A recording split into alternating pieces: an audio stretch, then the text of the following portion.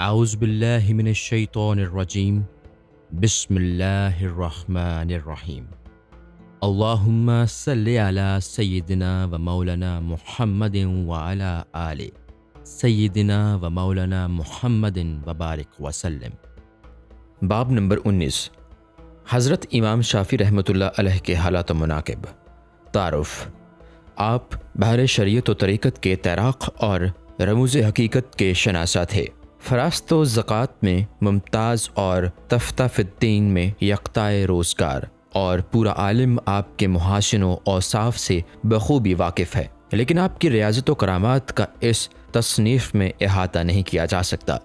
علمی مرتبہ: آپ نے 13 سال کی عمر میں ہی بیت اللہ میں فرما دیا تھا کہ جو کچھ پوچھنا چاہو مجھ سے پوچھ لو، اور 15 سال کے سن میں فتویٰ دینا شروع کر دیا تھا۔ حضرت امام احمد بن حنبل کا آپ بہت احترام اور خدمت کیا کرتے تھے، اور جب کسی نے یہ اعتراض کیا کہ آپ جیسے اہل علم کے لیے ایک کم عمر شخص کی مدارت کرنا مناسب نہیں، آپ نے جواب دیا کہ میرے پاس جس قدر علم ہے اس کے معنی و مطالب سے وہ مجھ سے زیادہ باخبر ہے، اور اس کی خدمت سے مجھے احادیث کے حقائق معلوم ہوتے ہیں۔ اگر وہ پیدا نہ ہوتا تو علم کے دروازے پر ہی کھڑے رہ جاتے، اور فقہ کا دروازہ ہمیشہ کے لیے بند رہ جاتا، اور اس دور میں وہ اسلام کا سب سے بڑا محسن ہے۔ وہ فقہ، معانی اور علوم لغت میں اپنا ثانی نہیں رکھتا، اور حضور اکرم صلی اللہ علیہ وسلم کے اس قول کے مطابق کہ ہر صدی کی ابتدا میں ایک ایسا شخص پیدا ہوگا کہ اہل علم اس سے علم دین حاصل کریں گے، اور اس صدی کی ابتدا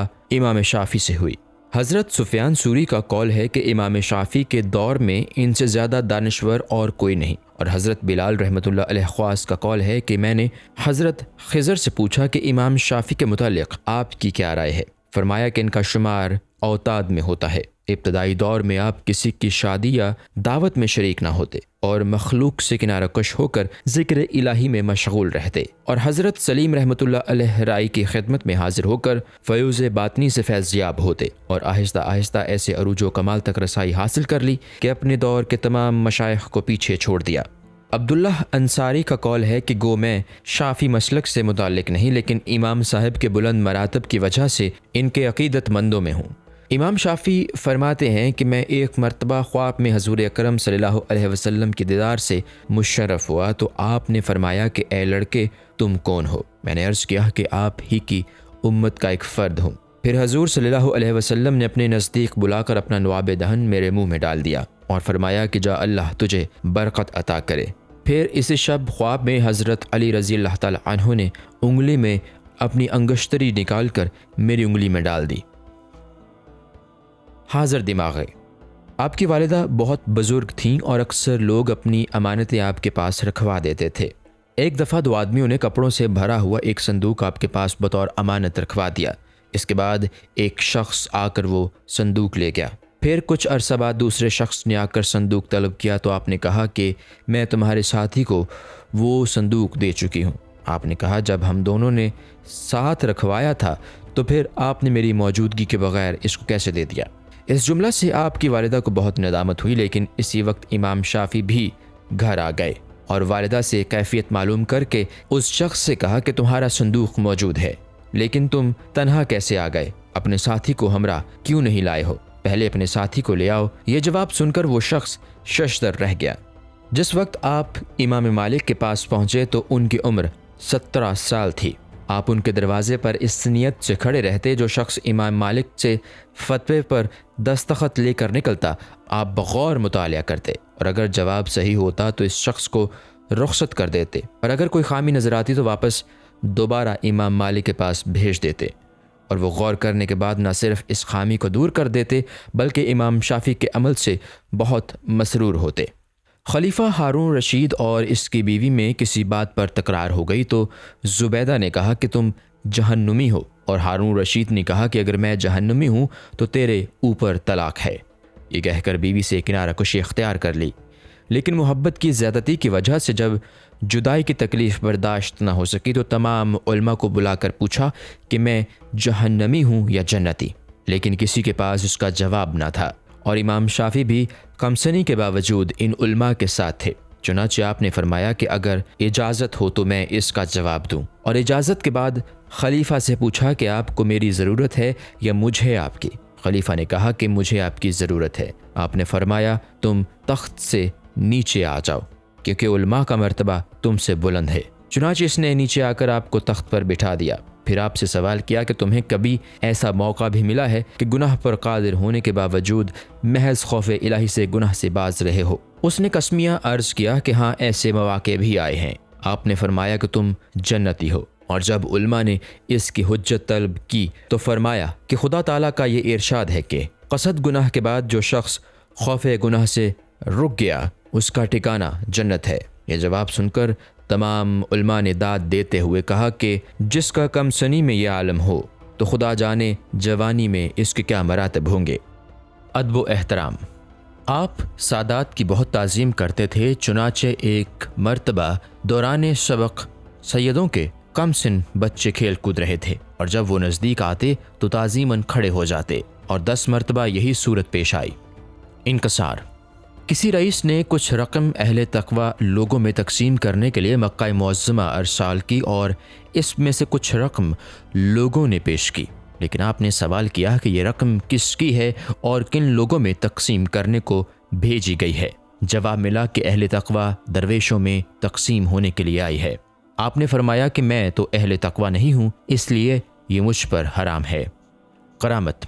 हाकिम रोम कुछ रकम सालाना हारून रशीद के पास भेजा करता था, लेकिन एक मर्तबा चंद राहबों को भी भेजकर यह शर्त लगा दी कि अगर आपके दीनी उलमा मनाजरे में इन राहबों से जीत गए जब तक तो मैं अपनी रकम जारी रखूंगा वरना बंद करूंगा।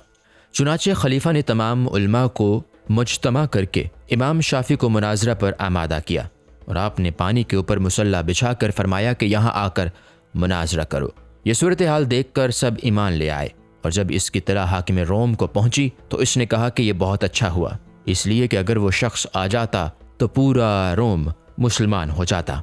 एहतियात।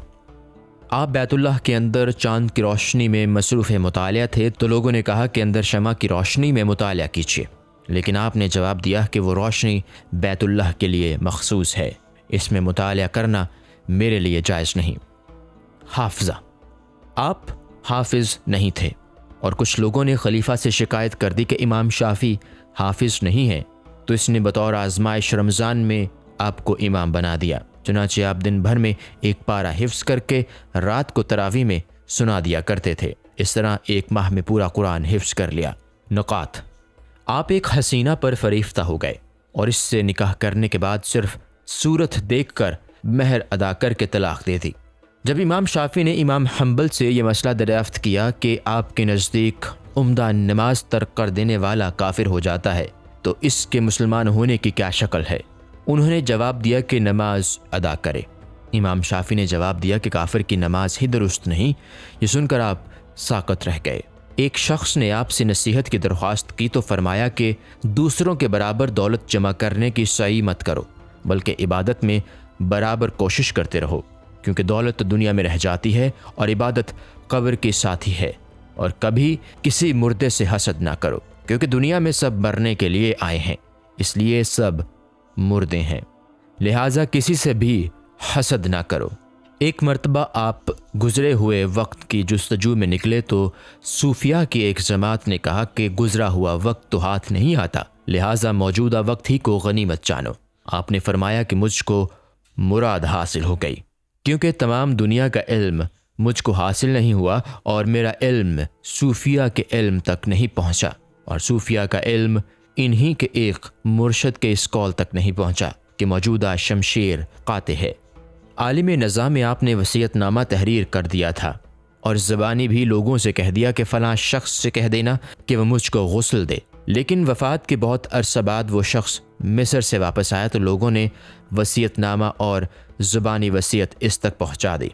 चुनाचे वसीयतनामा में तहरीर था कि मैं 70,000 का मक़रूज़ हूँ। ये पढ़कर इस शख्स ने कर्ज़ अदा कर दिया और लोगों से कहा कि गुस्ल से आपकी यही मुराद थी।